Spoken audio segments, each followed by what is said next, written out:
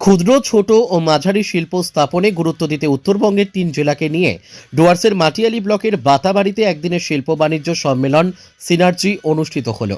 সোমবার বাতাবাড়ি ট্যুরিজম প্রপার্টিতে এই সিনার্জি হয়। মুখ্য অতিথি হিসেবে উপস্থিত ছিলেন রাজ্যের মন্ত্রী চন্দ্রনাথ সিংহ।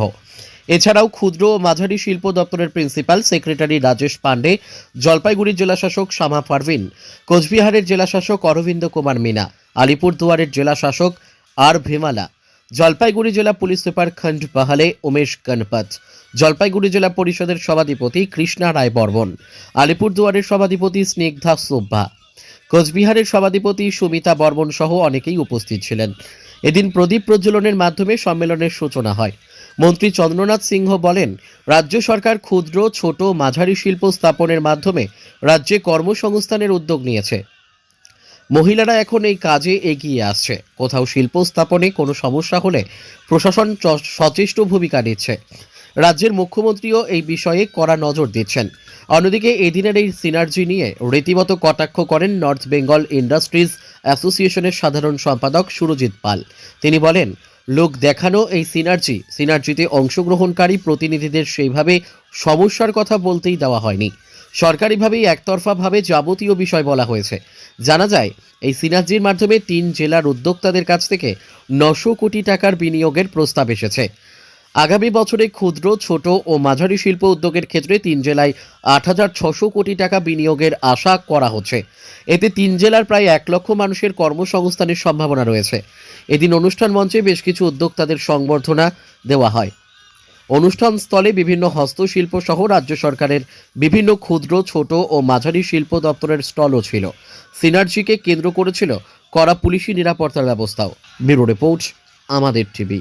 এখানে প্রচুর সম্ভাবনা আছে এবং এখানে মানুষ উদ্যোগীও আছে। হ্যাঁ, মাননীয় মুখ্যমন্ত্রী বারবার বলছেন যে বাংলা একটাই, যে আমাদের আপনারাই করেন নর্থ বেঙ্গল, সাউথ বেঙ্গল, সেটা নয়, বাংলা একটাই এবং প্রতি জেলা ধরে উন্নয়ন করতে হবে। সেই হিসাবে আমাদের আশা এবং আমরাও চেষ্টা করি যাতে জেলাতে গিয়ে বেশি মানুষকে ইনভলভ করতে পারি।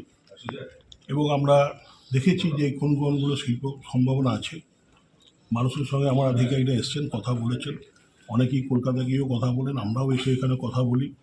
সেইগুলোকে আমরা রূপ দেবার চেষ্টা করছি। এবার সেই মানুষগুলোকে আমাদের যে সরকারি সুবিধা সেগুলো অনেকে জানে না, সেগুলো জানানোর জন্যই এইখানে আসা। এবং আমাদের 2 তারিখ থেকে অলরেডি শুরু হয়ে গেছে। 2রা ডিসেম্বর থেকে 20 ডিসেম্বর বাংলার প্রতিটি ব্লকে আমাদের এমএসএমই ক্যাম্প হচ্ছে। সেখানে আরও ডিটেলসে সেখানে তুলে দেওয়া হবে। এবং আমরা দেখেছি আজকে ধরুন 9 তারিখ হলো, এই কাল পর্যন্ত যত ক্যাম্প হয়েছে, কালকে ছুটি ছিল, পরশু পর্যন্ত যত ক্যাম্প হয়েছে, মানুষের সাড়া পাচ্ছে। তো এইটা ধরার জন্যই তো আমাদের ঘোরা। আমরা চাই বাংলাকে এগিয়ে নিয়ে যেতে হবে অর্থনৈতিকভাবে। আজ বাংলা মজবুত আছে, গ্রামীণ বাংলা যেমন মজবুত আছে, সেটা আরও মজবুত করতে হবে। এবার মানুষের মুখে হাসি ফোটাতে হবে। কোনো টার্গেট বা কিছু ভাবে টার্গেট তো বাঁধা যায় না।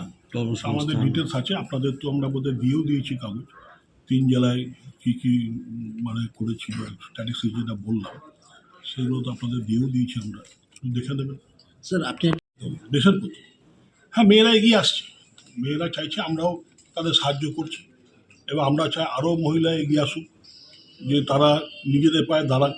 কারণ এতদিন তো ধরুন 11 সালের আগে মাননীয় মুখ্যমন্ত্রী মমতা ব্যানার্জি মুখ্যমন্ত্রী হওয়ার আগে পর্যন্ত যারা সরকার চালিয়েছে, মেয়েরা তো ঘরের কাজ নিয়েই ব্যস্ত থাকতো। তারা যে বাইরে বেরোতে পারে সে ধারণাটা কোনো সরকার দেয়নি, কিন্তু মাননীয় মুখ্যমন্ত্রী দিয়েছেন। মহিলাদের স্বাবলম্বী করার নানা প্রকল্প যেমন করেছেন, এবং উনি চাইছেন যে মহিলারা এগিয়ে এসে নিজের পায়ে দাঁড়াক। সেটা আমরা চেষ্টা করছি এবং সেটা আমরা সাকসেস। সেক্ষেত্রে দেশের মধ্যে কি অবস্থায় রয়েছে? আমরা ভারতবর্ষের মধ্যে বাংলা এখন 1 নম্বর জায়গা আমরা অর্জন করেছি এবং সেটাকে ধরে রাখতে হবে এবং আরও বাড়াতে হবে। সেই জন্য আমরা প্রতিটি জেলায় যখন যাচ্ছি, আমরাও চাইছি মহিলাদের একটু আমন্ত্রণ করছি যারা এগিয়ে আসুন, বা যারা আসছে তাদেরও বলছি যে মহিলাদের একটু সাহায্য করুন, যে তারা একটু বোঝান, তারা যাতে এগিয়ে আসতে পারে। আমাদের উনি মুখ্যমন্ত্রী তো অনেক প্রকল্প করছেন, সে নিয়ে হচ্ছে। এবং তার বাইরেও আছে, এখানে অনেক আছে। এখানে সিমেন্ট কারখানা যেমন আছে, এখানে কাঠের, আলিপুরদুয়ারে কাঠের কাজ ভালো হয়, সেখানে কাঠ নিয়ে অনেকেই ব্যবসা করছে। সমিল, প্রচুর সমিল আছে এখানে, তেল মিল প্রচুর আছে, এবং এখানে আরও তুঁত, যেটা তাঁত তাঁত আমরা তাঁতেরও দিচ্ছি। আজকে আমরা খাদির আধিকারিকও এসছেন এখানে, তারা এই সেশনের পর তারা ওই তাঁতিদের সঙ্গে বসে যে এখানে ক্লাস্টার করে আরও তাদের স্বাবলম্বী যাতে করা হয়। কারণ আমাদের লক্ষ্য একটাই, যেটা যে যে পেশায় যুক্ত তার পরবর্তী জেনারেশন যেন সেই পেশাতে আসে। এবার 11 সালের আগে অনেকে চলে যাচ্ছিল, সেখান থেকে তো মাননীয় মুখ্যমন্ত্রীর অনুপ্রেরণায় বা নির্দেশে অনেক ঘুরেছে, এবং তাঁতিদেরও আমরা ঘোরাবার চেষ্টা করি। অর্থ একটা বড় প্রতিবন্ধক। আমাদের ভবিষ্যৎ ক্রেডিট কার্ডের মাধ্যমে আমরা দিচ্ছি 4%, যেটা 8% ছিল সেটা আমরা 4% ইন্টারেস্টে ব্যাংকে ঋণ করে দিচ্ছি, বাকিটা সরকার ভর্তুকি দিচ্ছে। স্যার জয় শিল্প শিল্প টাকা চাওয়ার অভিযোগ। একটা জিনিস বলি, 11 সালের আগে বাংলার যে পরিবেশ বা অবস্থা ছিল, আজকে আপনারাই সাংবাদিকতা করছেন, বলুন তো সেই পরিবেশ কি আছে? হ্যাঁ, দুই একটা ছোটোখাটো ঘটনা হয়, আমি বলবো না যে হয় না, কিন্তু সেগুলোও সঙ্গে সঙ্গে প্রশাসনের মাধ্যমে সলিউশন হয়ে যাচ্ছে, এবং মাননীয় মুখ্যমন্ত্রী এদিকে কড়া নজর রেখেছেন, দৃষ্টি রেখেছেন, আমরাও যতটা পারি লক্ষ্য রেখেছি। একদম দেখতে দেখতে কেটে গেল 9 বছর অতিবাহিত, অনেক উন্নয়ন হয়েছে, অনেক ডেভেলপমেন্ট হয়েছে, কিন্তু কতটা এটা শোনা, কতটা ত্বরান্বিত হয়েছে আজকের যে আধিকারিকরা যে মানে স্ট্যাটিস্টিক্স দিচ্ছিলেন, আলিপুরদুয়ার বা কেউ এরকম উঠে বললেন না, এনিহাও যেই হোক একজন আধিকারিক বললেন 5,000 কোটি টাকা আমরা স্যাংশন করেছি, ঠিক আছে। আবার বলছে ব্যাংক স্যাংশন করছিল 3,000 কোটি টাকা, এখন হলো স্ববিরোধিতায় ভুগল। এমএসএমই দপ্তরের 5,000 কোটি টাকা যদি দিয়ে থাকে, তাহলে ওটা তো 10% অ্যামাউন্ট হলো 5,000 কোটি টাকা, তাহলে ব্যাংকের তাহলে অ্যামাউন্ট কত হওয়া উচিত ছিল? 3,000 কী করে হলো? এটা স্ববিরোধিতায় ভোগা হলো কথাবার্তা। ফলে আপনি এর মধ্যে থেকে জানতে পারছেন কতটা কি হলো না হলো। হ্যাঁ, তো আমি এর বাইরে আপনাকে আর কি বলবো, আপনারা নিজেরাও প্রত্যক্ষদর্শী, আপনারা শুনে এসছেন, দেখে এসছেন, 5,000, 10,000, 20,000 অনেক কোটি দেখেছি, কোটি কোটি দেখেছি, এবং বাস্তবেই তো কত হয়েছে সেটা ওই শিয়ালের কুমির ছানার দেখানোর মতন কিছু কেস হয়েছে। এই যে এত আসলো, এই দেখুন একটা উল্টো হাতে নিয়ে আবার একটা কুমির ছানা উঠিয়ে বললো দেখুন এই এত, ওই একটা রতন বিহানের বা শিল্প দ্রুত পার্ক চলছেই, আজীবন চলবে, এটা কবে শেষ হবে আমরা নিজেও জানি না। ফলে আমার কোনো বিরোধিতা নাই রতন বিহানের শিল্প পার্কে বা নরেশ আগরওয়ালের শিল্প পার্কে, কোনো বিরোধিতা নেই, কিন্তু দেখানোর প্রশ্নটা কত বছর ধরে চলবে এটাই হলো সবার কাছেই প্রশ্ন থেকে যায়। আরেকটা যেটা সমস্যা আমাদের এখানে, কোথায় বলতে দিচ্ছে, এখানটায় তো হলো পুরোপুরি সাজানো, কিছু হলো পরিকল্পনা, সিআইআই কিছু লোকের নামের লিস্ট দিয়েছে, সেই লিস্ট অনুসারে লোককে ডাকা হচ্ছে, তাদেরকে বলানো হচ্ছে। আমি একটা প্রশ্নই রাখলাম, তারা আমাকে ছেড়ে দিতে পারলে ছুঁচো গেলার মতন অবস্থা হচ্ছে। আমি একটা প্রশ্ন রাখলাম, সেটা কি, পলিউশন কন্ট্রোল বোর্ডটা আপনার যখনই রিনিউয়ালের জন্য যাচ্ছে কোনো ইউনিট, আগের ইউনিটটাকে হলো ক্যাপিটাল ইনভেস্টমেন্টের উপরে তারা চার্জ করে দিয়েছে, সেখানটায় কিন্তু ভাড়াতে হলো শেড আছে, ল্যান্ড, যেই ল্যান্ডের উপরে শেডটা আছে সেটা ভাড়াতে আছে, তখন কিন্তু ভাড়া calculate, it's a recurring expenditure, এটা কোনো ক্যাপিটাল এক্সপেন্ডিচার নয়। এখন বলছি যে 67% of the total capital investment তোমার বিল্ডিং এবং হলো ইয়েতে দেখাতে হবে।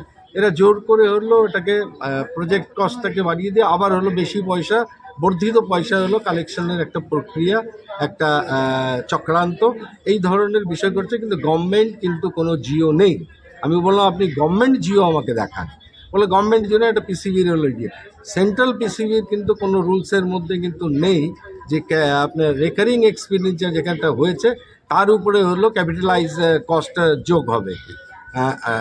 ভেরি ফানি যে West Bengal pollution control board কীভাবে করে, তো জবাব দেবে। আমি তো বললাম, প্রশ্নটাকে উঠালাম জোর করেই, কিন্তু পলিউশন কন্ট্রোল বোর্ডে কে আছেন, আমাদের রাজেশ পান্ডে ডেকে পাঠালেন, আছে বলে পিছন থেকে হাত উঠালো, তারপরে ডাকলো, আমি আর কোনো জবাব পেলামই না। তো স্বাভাবিক নিয়মে কীভাবে চলছে না চলছে সিনার্জি, প্রকৃত সমস্যাগুলোকে যদি তুলে ধরা হয় তবেই কিন্তু শিল্প ত্বরান্বিত হতে পারে। এবং প্রকৃত চামচাদের ছেড়ে যদি হলো সবাইকে দিয়ে বলানো হয়, তারা কিন্তু সমস্যাটাগুলোকে পিন পয়েন্ট করতে পারে এবং এই আধিকারিকদের দায়িত্ব সমস্যাগুলোকে পিন পয়েন্ট করে সেইগুলোকে হলো রেটিফাই করা বা সেইগুলোর উপরে হলো গভর্নমেন্ট পলিসি আনানো বা গভর্নমেন্টকে সেইভাবে অনুরোধগুলো করা।